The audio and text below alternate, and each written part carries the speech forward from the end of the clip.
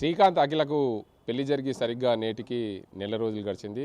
మార్చి 5వ తేదీన పెళ్లి జరిగింది. నేడు ఏప్రిల్ 5వ తేదీన ఏదైతే ఈ ఘటన జరిగి సరిగ్గా పెళ్లి జరిగి నెల రోజులైతే నిన్న శుక్రవారం రోజు అమ్మ ఇంటి నుండి అత్తారింటికి వచ్చింది అఖిల. అత్తారింటికి వచ్చిన తర్వాత శనివారం రోజు విగతజీవిగా పడింది. కుటుంబ సభ్యుల ఫిర్యాదు మేరకు పోలీసులు అయితే కేసు నమోదు చేశామని చెప్తున్నారు. అఖిల కజిన్ సిస్టర్ ఉంది. అసలు ఆమె ఎప్పటి నుండి ఎప్పటి వరకు చదువుకుంది, అసలు ఏం జరిగింది, ఆమె ఎలా ఉంటుందనే అంశానికి సంబంధించి అఖిల సిస్టర్ ఉంది, వారిని అడుగుదాం. అమ్మ చెప్పండి, మీ సిస్టర్ అసలు పెళ్లి జరిగి సరిగ్గా నేటికి నెల రోజులు అవుతుంది. అసలు ఏం జరిగింది అనుకున్నారు? ఎట్లా, ఆమె ఎంతవరకు చదువుకుంది? సార్ ఆమె బీఎస్సీ నర్సింగ్ చేసింది సార్.